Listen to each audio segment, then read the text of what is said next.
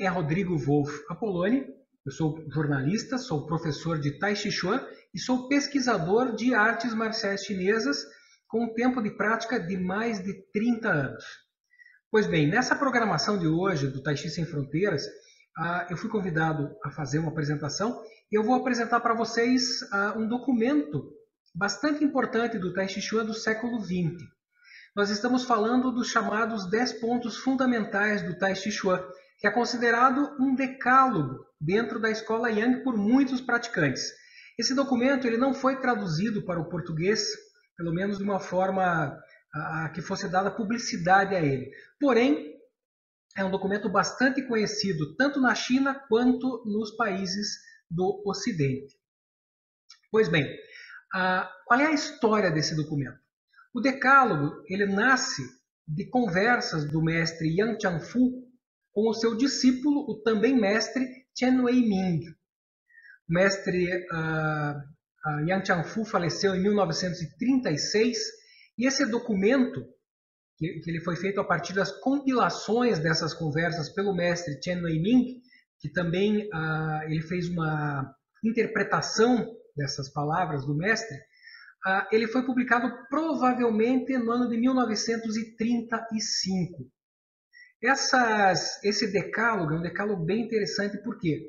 Porque ele traz aquilo que muitos praticantes de Tai Chi procuram e não têm à mão, que vem a ser justamente o quê? Uma orientação básica, fundamental, sobre os princípios que norteiam o Tai Chi Chuan e sobre os princípios que norteiam, vamos dizer assim, a dinâmica corporal, o corpo, a posição do corpo e da mente dentro do Tai Chi. Como vocês vão perceber, e a gente vai trabalhar apenas uma parte desses elementos, desses fundamentos, né, desses 10 fundamentos nesta apresentação, essas regras elas são bem simples, ou seja, elas são bem inteligíveis pelo praticante. Claro, vamos dizer assim, nós temos uma simplicidade à moda chinesa, mas uma simplicidade à moda chinesa, com a escrita já do período republicano, né? Então é um texto mais direto, mais pragmático, e com pequenas explicações, esses fundamentos eles podem ajudar muito quem está começando no Tai Chi e mesmo quem já pratica há bastante tempo. Por exemplo, um grande amigo do mestre Chen Wei-ming foi o mestre Chen Manqing, que foi o responsável pela introdução, vamos dizer assim, para não chineses do Tai Chi Chuan na cidade de Nova York. Provavelmente ele não foi o primeiro a ensinar a não chineses nos Estados Unidos em Nova York. Porém, foi com ele que o Tai Chi, nos anos 60, ganhou muita força em Nova York e, portanto, em todos os Estados Unidos e a partir daí no Ocidente. Pois bem, os alunos do mestre Chen Manqing, dentre os quais se contava o mestre Benjamin Peng Lou, eles tinham como, vamos dizer assim, uma regra de ouro esse decálogo. Então eles buscavam saber conhecer o decálogo, que também não é um documento muito extenso, muito pelo contrário, é um documento curto, e mais do que conhecer cada uma dessas regras, colocar em prática na sua vida diária, inclusive, e na sua vida, especialmente de praticantes de Tai Chi Chuan. Ok? Nós vamos trabalhar neste primeiro encontro com 3 das regras, as regras 2, 3 e 4. Como vocês vão poder observar, essas regras são bem simples, são bem tranquilas de se entender. É evidente que colocar em prática é outra coisa, mas sabendo da regra, conhecendo a regra, você já fica mais perto dessa realização. Antes da gente seguir em frente, uma pequena palavra sobre as primeiras décadas do século XX em relação ao Tai Chi Chuan e em relação à arte marcial chinesa. Vocês sabem que a arte marcial chinesa, tal como a gente conhece, ela começou a se desenvolver na etapa final da dinastia Ming, com grupos sectários, com milícias locais, com grupos profissionais e religiosos, como, por exemplo, os monges de Shaolin. Claro que essa construção ela se dá a partir de elementos bem mais antigos, elementos corporais, elementos religiosos, elementos do pensamento mágico, e elementos da filosofia do pensamento chinês. Acontece que, quando a China se torna uma república em 1911, os governantes chineses, que eram liderados por Sun Yat-sen, eles buscavam, com seu partido, que era o Kuomintang, elementos para a identidade chinesa, para fortalecer a identidade chinesa, que era uma civilização que naquele momento estava combalida, inclusive por ameaças das potências ocidentais e do Japão. Um dos caminhos de fortalecer essa identidade e de transmitir para a própria sociedade chinesa uma imagem de força, de renascimento, de crescimento, foi a partir da promoção das artes marciais, dentre as quais se conta o Tai Chi Chuan, que tem um desenvolvimento a partir do final do século XVIII e que se desenvolve muito ao longo do século XIX e nas primeiras décadas do século XX. Dentro dessa proposta de governo, os governantes chineses, eles fizeram uma passagem da arte marcial, vamos dizer assim, do seio de grupos da sociedade para o sistema educacional. Então é um momento em que a arte marcial chinesa passa a fazer parte, por exemplo, dos currículos escolares, desde a educação básica até o ensino superior. E é neste momento também que você tem uma verdadeira explosão editorial associada às artes marciais chinesas, com muitas publicações, muitos jornais e uma infinidade de manuais instrucionais de arte marcial chinesa. É nesse contexto que surgem manuais de Tai Chi que nós vemos hoje em dia eles estão cada vez mais acessíveis, traduzidos, por exemplo, para o inglês. E é nesse contexto que o mestre Yang Luchan, o neto dele, que o mestre Yang Changfu publica o seu próprio manual de Tai Chi e também este decálogo, né? Que ele, vamos dizer assim, ele falou para o seu discípulo Shen Weiming, que fez a compilação e também fez os comentários à obra. Ok? Então, pessoal, eu vou fazer um pequeno breakzinho e a gente já vai começar indo diretamente para as regras. Ok? Grande abraço, até daqui a pouquinho. Bom, pessoal, antes de a gente entrar no nosso texto propriamente dito e nas regras com as quais nós vamos trabalhar, eu acho que é importante falar um pouquinho sobre o mestre Yang Changfu, né, que foi citado ali na primeira parte, nessa parte introdutória. Pois bem, quem é o mestre Yang Changfu na ordem do Tai Chi Chuan?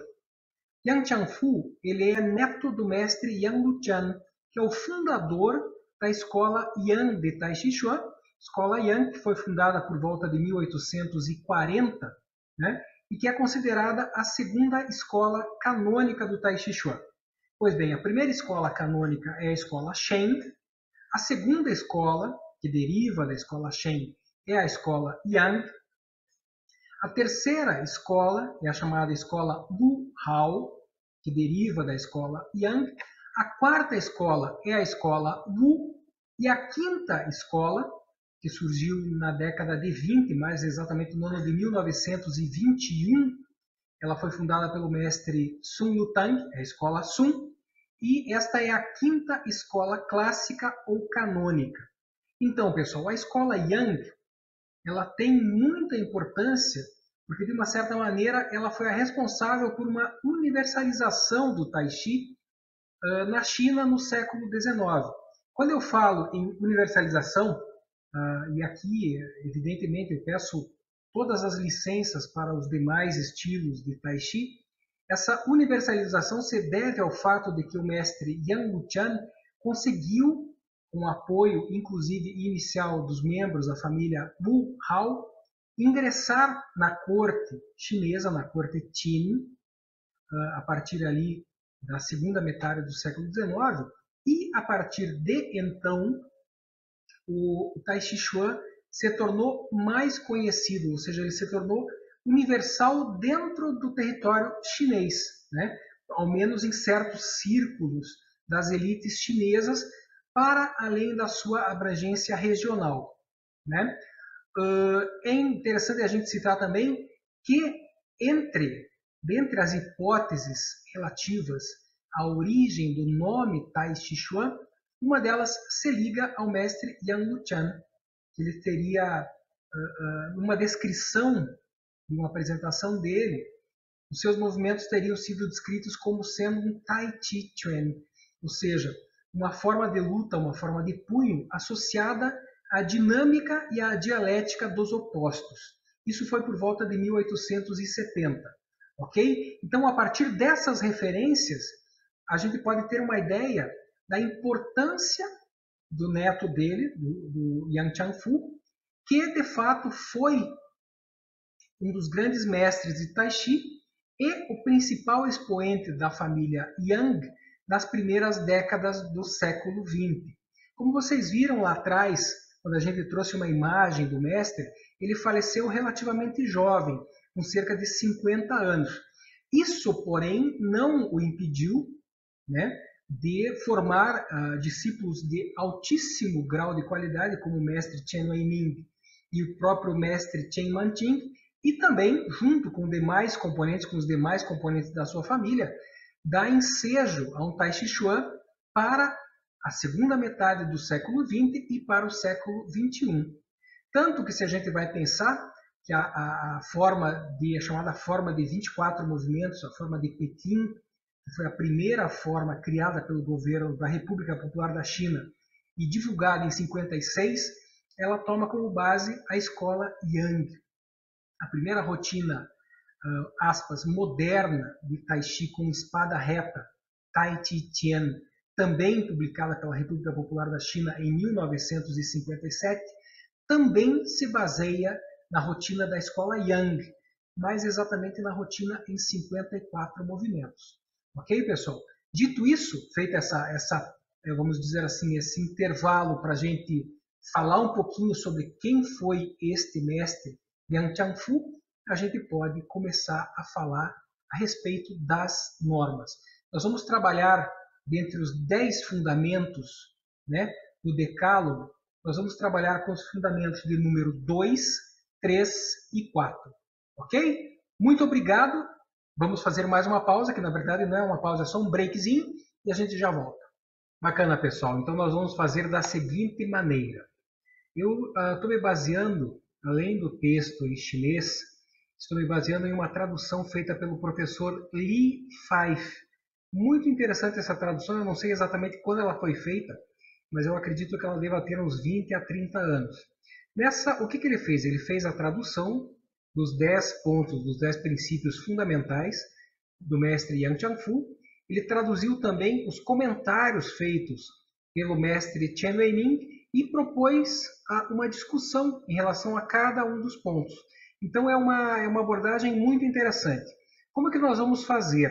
Nós vamos fazer a leitura, primeiro a indicação do ponto, depois a leitura do princípio, na sequência a interpretação, o comentário feito pelo mestre Chen Wei-ming.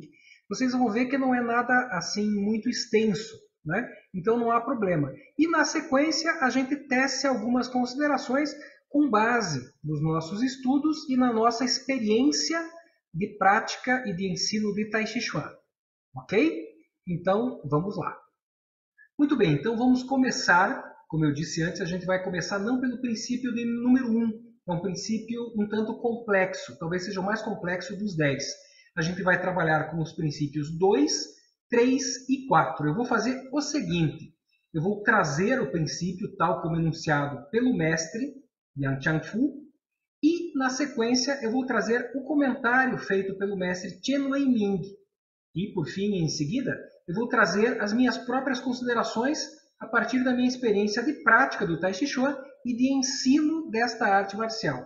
Ok? Vocês vão conhecer, então, o princípio em chinês, o princípio em português e os comentários. Muito bem, vamos ao princípio de número 2. 含胸者，胸悦内含，使气沉丹田也。 Em português, esse princípio pode ser traduzido da seguinte maneira: contenha o peito, eleve as costas. Contenha o peito, diz o mestre Chen Wei-ming, significa segurar, sustentar o peito, xiong, muito suavemente. Isso permite ao Qi, ou seja, a energia, afundar no Tantien. Segundo comentário, Evite apontar, no sentido de colocar ou sustentar, o peito com rigidez, o tórax com rigidez. Se você aponta o peito com rigidez, o Qi ficará retido no peito, ou seja, a energia ficará em cima. Você estará pesado em cima e leve embaixo. E seus calcanhares flutuarão facilmente. Mais uma observação. Elevar as costas significa que o Qi aponta para as costas. Com a habilidade de conter o peito, você naturalmente irá adquirir a habilidade de elevar as costas. Ou seja, as duas habilidades elas estão juntas. Com a habilidade de elevar as costas, você alcançará a habilidade de lançar ou emitir energia, ou seja, Fa, a partir da coluna. E então você será sempre vitorioso, ou seja, em qualquer lugar, sem oponentes. É interessante a gente pensar nessa segunda regra, nesse segundo princípio do mestre Yang Qianfu, a partir de duas perspectivas, que na verdade é muito curioso, mas elas se fundem em uma perspectiva só. Nós temos uma perspectiva energética, né, quando ele fala em Qi, nós temos uma perspectiva corporal, que seria a tradução deste Qi em movimento. Esse princípio, a gente tem observadores, a gente tem tradutores que observam algo bem interessante. Muitas pessoas no passado do Tai Chi, na China, tomaram esse princípio ao pé da letra. Então você tinha praticantes dos anos 30, 40, que praticavam o Tai Chi com o peito encolhido, né?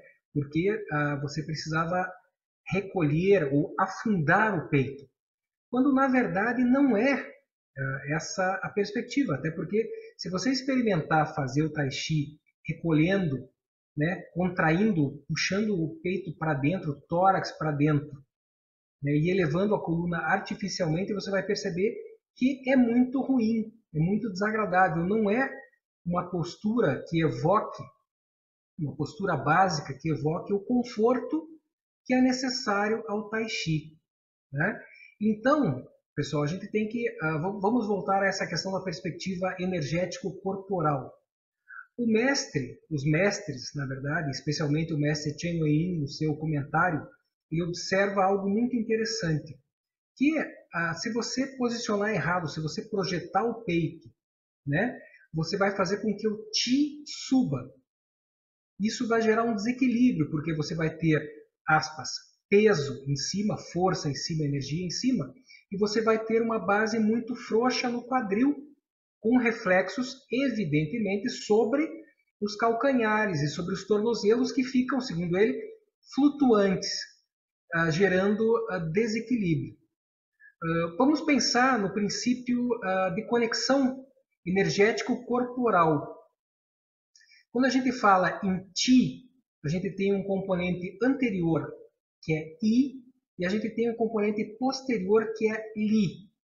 I é a intenção, né, que nasce de Xin, que é aquela energia básica, é aquela intenção sem forma. Então, I é a intenção. Qi se movimenta a partir de I, a partir da intenção. E se movimenta como? No corpo, na forma de Li, ou seja, na forma de manifestação física, da mecânica e da dinâmica, vamos dizer assim, né? Então, pessoal, quando o mestre fala, evite levar o Qi, né, evite projetar o peito e levar o Qi para o alto, porque isso gera desequilíbrio, na verdade ele está falando muito de intenção energético-corporal. E a coisa é muito simples, né? Basta você imaginar um triângulo com a base para o alto e um triângulo com a base para baixo e o vértice para cima. É evidente que o triângulo que tem a base para baixo é mais estável do que o triângulo que tem o vértice para baixo. E é esse o princípio, né? Vamos pensar como praticantes de Tai Chi que quadril e ombros eles estão diretamente relacionados, né? O quadril como o chefe, vamos dizer assim, da parte de baixo, da parte yin, e o ombro como o chefe, vamos dizer assim, da parte de cima, da parte yang, né? Muito bem. a gente já descobriu esse aspecto do peso em cima. Agora vamos falar um pouquinho sobre essa questão da projeção do peito, ou do afundamento do peito. Muito bem, eu não posso projetar o meu peito, né, o meu tórax, eu não posso ficar ali como se fosse um pombo, né? Porém, como que eu devo fazer? Na verdade, essa regra é interessante, talvez ela, primeiro, ela sinaliza para essa necessidade de alinhamento entre quadril e ombro, que é algo que nós já vimos, né? Quadril e ombro alinhados fazem com que o peito não fique projetado. Segundo aspecto a considerar, talvez, penso eu com base na minha experiência, essa projeção do peito tem muito a ver com uma manifestação de vontade, de exposição. Então ele está dizendo assim, não, seja suave, você não precisa, aspas, ostentar o seu tai chi.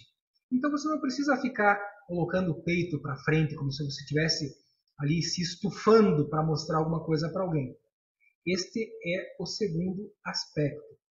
E algo que ele coloca, que se você relaxa o peito, ou seja, se você mantém o peito, o tórax, numa posição normal, com um bom alinhamento em relação ao quadril, a sua coluna naturalmente estará bem alinhada. Isso tem implicações, inclusive, sobre a circulação de energia pela órbita microcósmica, né? Quando a gente fala de projeção de peito, a gente está falando por oposição ao chamado travesseiro de Jade, que são esses pontos de acupuntura que se situam entre ali as omoplatas e o ponto médio do crânio, na parte traseira. Se você relaxa o peito, se você afunda, esse é o termo em chinês, quer dizer, se você deixa ele fluir, deixa ele se manifestar normalmente, com um bom alinhamento, você liberará a circulação de energia por esses meridianos que formam a órbita microcósmica, certo? Então, por princípio, esse seria o princípio de número 2. Quanto mais para cima, para o peito, a energia estiver, e a sua intenção de prática estiver, mais frágil vai ser a sua base. E é justamente isso que o mestre está dizendo. Então, assuma uma postura relaxada, o que naturalmente faz com que a energia flua, e com que a intenção flua para o quadril. E esse ponto, inclusive, ele se relaciona diretamente com o ponto de número 3, que nós vamos ver agora. O terceiro princípio, em chinês, é o seguinte. Em português, ele diz assim, relaxe a cintura. A cintura age como governador do corpo inteiro. Graças à habilidade de Song Yao, relaxar a cintura, ambas as pernas são poderosas e a base inferior, ou seja, o conjunto formado por joelho, tornozelo e quadril, é estável. As transformações de vazio e cheio resultam, todas, da rotação da cintura. Por consequência, temos o ditado, a fonte do conhecimento está localizada na cintura. Estes são os comentários já do mestre Chen Weining. E temos também a frase, abre aspas, incapaz de gerar força? Então, olhe para a cintura e para as pernas. Minhas considerações. Quem pratica Tai Chi, né, com seriedade, e quem ensina o Tai Chi com seriedade, sabe, reconhece e divulga a importância do quadril para a prática marcial. Por quê? A gente pode afirmar que o cérebro, entre aspas, do Tai Chi, ele se encontra no quadril, né? Uma outra perspectiva que você pode tomar nessa leitura é o seguinte.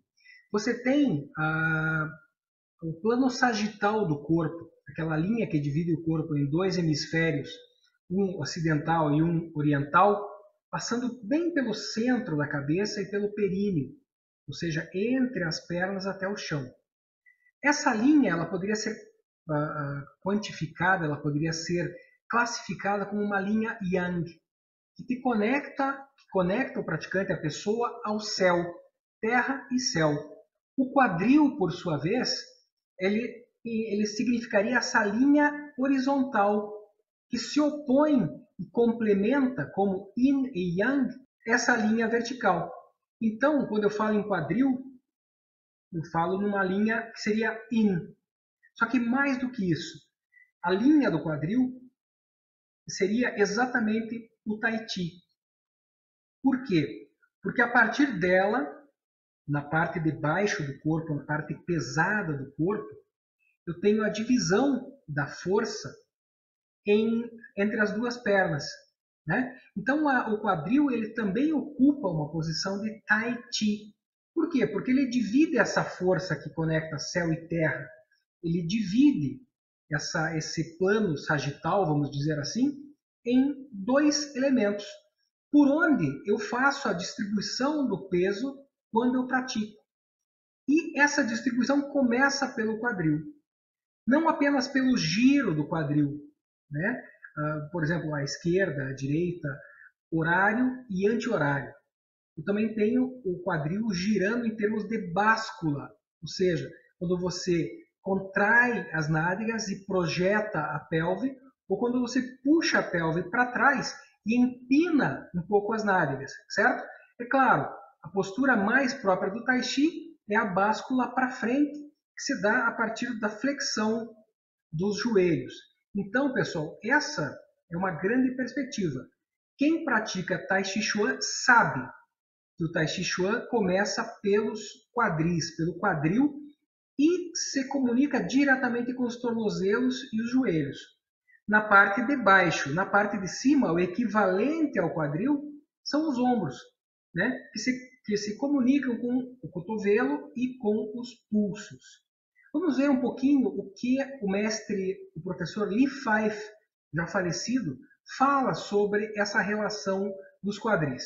Quando nós trouxemos essa figura do mestre Li Feif, vale a pena a gente citar que ele foi um professor de Tai Chi Chuan, que viveu nos Estados Unidos, criou um centro de Tai Chi Chuan e ele foi um tradutor do chinês para o inglês dos 10 princípios do mestre Yang Changfu. Então, além de traduzir os princípios, os comentários, ele também fez as suas próprias considerações que são muito pertinentes. Ele coloca, por exemplo, que o conceito chinês de Yao, que nós traduzimos como cintura, ele não é exatamente a cintura. Por um lado, ele pode ser todo o conjunto da cintura, esse bloco formado pela ossatura da bacia. No entanto, mais tecnicamente falando, Yao seria o ponto de conexão da coluna com o quadril, ou seja, a região do sacro ilíaco, que é onde você tem aquelas vértebras da coluna que, com o passar da evolução, se fundiram. Isso é interessante por quê? Porque traz uma percepção ainda mais intensa do valor do quadril.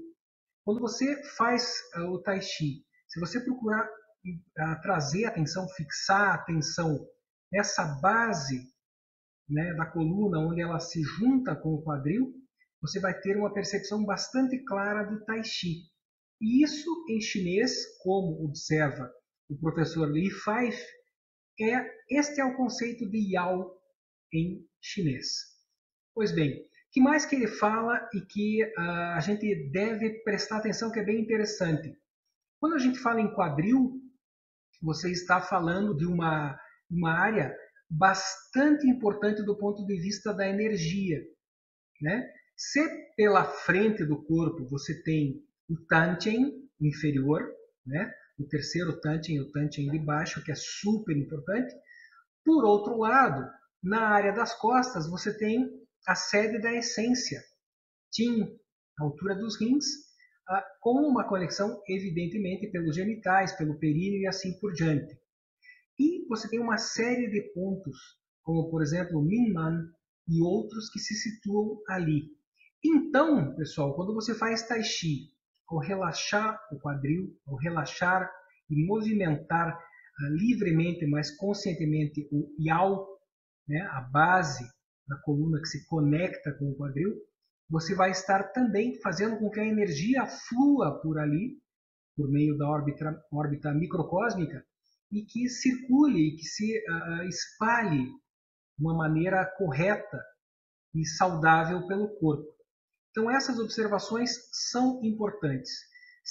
Para a gente finalizar, se é possível a gente falar nesse item 3 a respeito de inteligência do Tai Chi, e aqui vai uma espécie de um desafio ou um paradoxo, a inteligência do Tai Chi reside no quadril, que é onde, pela primeira vez, a intenção I se transforma em manifestação física Li. Outra coisa, também para finalizar, quando a gente fala em quadril, a gente fala por extensão em joelhos, porque a báscula do quadril, o giro do quadril se reflete diretamente sobre os joelhos e, por conseguinte, sobre os tornozelos, com reflexos aí sim sobre o calcanhar e sobre a parte da sola dos pés mais próxima aos dedos. E, é claro, se eu me comunico com a parte de baixo, evidentemente eu me comunico com a parte de cima. Essa, inclusive, é uma outra regra, um outro dos princípios do Tai Chi que nós vamos ver à frente. Ok? Vamos, então, para o princípio de número 4. Legal, pessoal. Então, a gente chega agora ao terceiro e último ponto dessa nossa explanação de hoje sobre o decálogo do Tai Chi Chuan, dos mestres Yang Qiangfu e Chen Wei-Ming. E o ponto que encerra essa primeira apresentação é o ponto de número 4, que eu pessoalmente considero um dos mais importantes, talvez o mais importante. Por quê? Porque ele, como a gente vai ver à frente, é o que fala mais de perto em relação ao conceito de Tai Chi, dentro do Tai Chi Chuan, ok? Vamos escutar o conceito em chinês, depois em português e, por fim, as considerações do mestre Chen Wei-Ming e algumas considerações minhas no que respeita a esse quarto fundamento. 分梳洗 Em português, fundamento de número 4 pode ser traduzido simplesmente pela seguinte frase: separe vazio e cheio. Vamos às considerações do mestre, aos comentários do mestre Chen Wei-Ming. Vazio e cheio constituem o essencial primeiro na arte do Tai Chi Chuan. Se o corpo inteiro se apoia na perna direita, então a perna direita estará cheia e a perna esquerda estará vazia. Se o corpo inteiro se apoia na perna esquerda, então a perna esquerda estará cheia e a perna direita estará vazia. Com a habilidade de separar vazio e cheio, sua capacidade de girar será suave e ágil. Em chinês, Qin Lin, sem a menor parcela de tensão ou força. Sem a habilidade de separar, porém, seus passos serão pesados e estagnados. Sua postura será instável e suas ações serão facilmente dirigidas pelo oponente. É importante, pessoal, a gente pensar aqui em relação a esse quarto ponto. Primeira coisa, que talvez ele seja um ponto fundamental em termos pedagógicos para quem está começando, ou para quem ensina quem está começando. Por quê?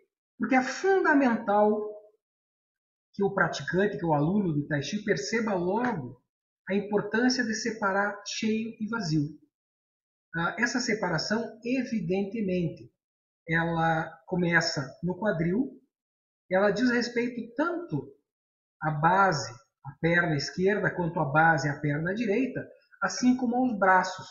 Quando a gente fala em pernas e braços, a gente fala no conjunto dos 6, né? Que seria formado por tornozelos, joelhos, quadril, ombros, cotovelo e pulso. Então você tem aí todas essas articulações para constituir cheio e vazio. E também, evidentemente, o quadril, né? Não só nos giros, como também nas básculas. Certo? Então, como observa bem o mestre Chen Wei-Ming, se você consegue fazer uma boa separação das pernas, por exemplo, a partir da movimentação do quadril, você consegue encher aspas de um lado e esvaziar do outro. E isso facilita muito o processo de giro. Pensem bem, quando você faz Tai Chi e gira o quadril, esse giro de quadril, que seria um giro grande, vamos chamar assim, um giro de um diâmetro grande, ele acaba sendo dividido entre os tornozelos.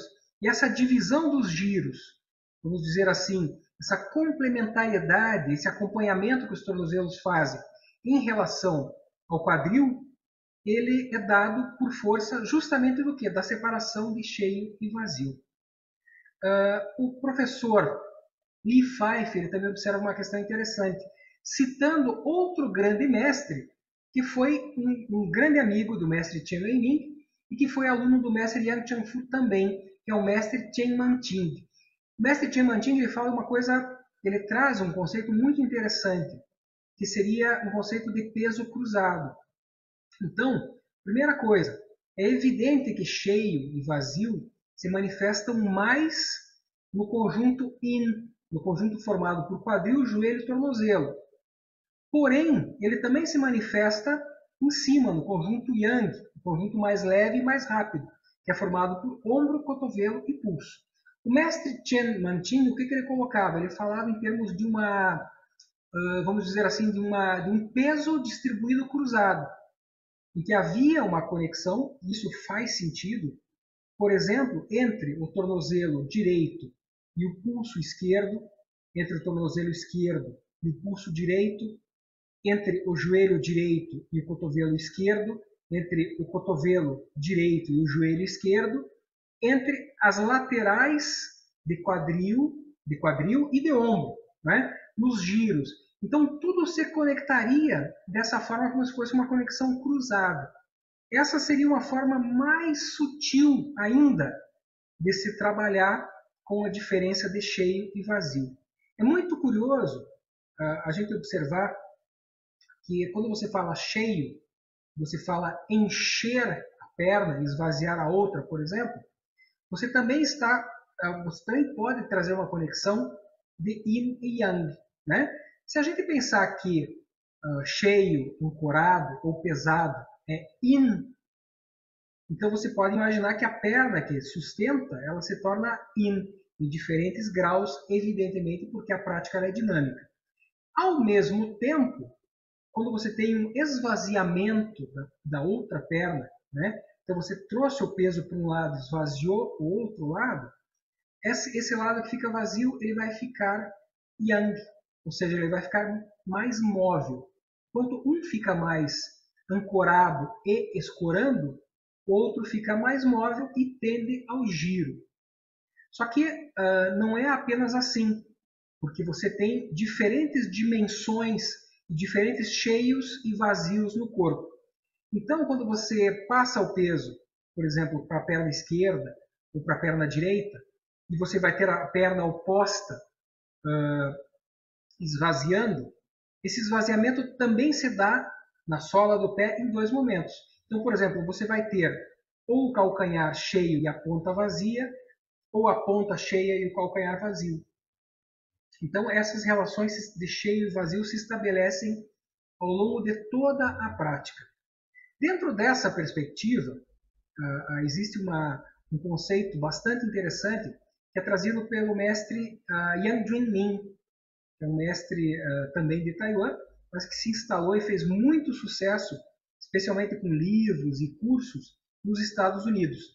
Ele coloca a passagem de peso, a diferenciação entre cheio e vazio, como algo semelhante a um princípio de contenção de líquidos ou de fluidos.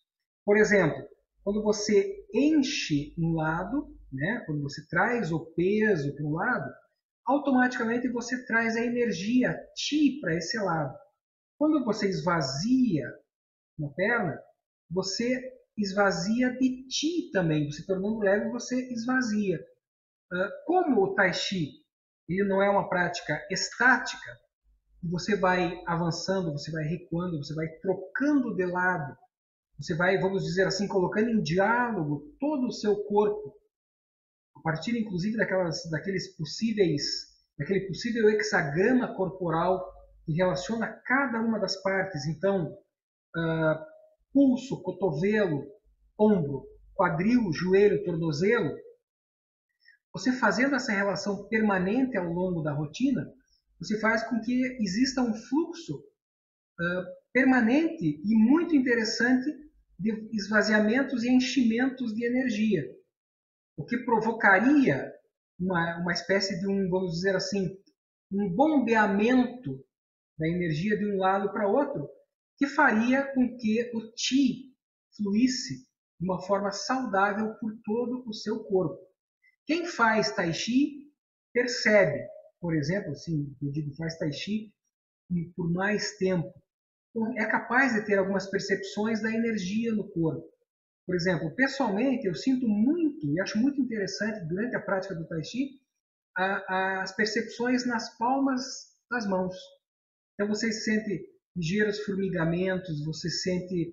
É como se as palmas das mãos fossem duas pequenas telas que reproduzem, em termos de sensação e de energia, o que você está fazendo. Os vazios e os cheios, que ficam se intercambiando ao longo da prática. Nas mãos, o que nós temos? Nós temos as terminações de meridianos relacionados às vísceras. Então, quando você faz um Tai Chi, assim, um Tai Chi bem feito, no sentido de um Tai Chi concentrado, tranquilo, quieto, agradável, você faz esse fluir, né? Para a gente finalizar essa apresentação de hoje, eu posso até deixar uma reflexão que tem a ver com cheio e vazio, né? Quando você faz uma rotina de Tai Chi, de uma certa maneira você está fazendo uma espécie de uma reprodução da cosmogonia chinesa e de uma cosmogonia. O que eu quero dizer com isso? Que quando você faz o Tai Chi começando lá, Wu Chi, Tai Chi, todos os movimentos e o retorno ao Tai Chi e ao Wu Chi, é como se você estivesse reproduzindo na forma de movimento, na forma de uma coreografia, na forma de uma rotina, todo o processo de surgimento e desaparecimento e ressurgimento, toda a dinâmica do universo, né? A dinâmica das coisas. E nesse processo de dinâmica das coisas, inclusive, se a gente tomar como referência a explicação sobre o diagrama do Tai Chi do mestre Zhou Dunyi, você tem relações de Yangs e de Yins em todos os 5 elementos e, por conseguinte, em todas as coisas. Então, cheio e vazio é algo da maior importância. Ok? Muito bem. Então, pessoal, com isso eu encerro essa minha participação nesse festival de Tai Chi, o primeiro festival de Tai Chi, do Tai Chi Sem Fronteiras de 2022. E eu agradeço a todos pela paciência e pela dedicação ao conhecimento do Tai Chi. Ok? Meu nome é Rodrigo Wolff Apoloni, eu sou professor de Tai Chi Chuan, dos estilos Yang, Sun e alguma coisinha de Wu Hao, e também de esgrima chinesa, do Centro-Ásia em Curitiba. Ok? Muito obrigado e até o próximo encontro.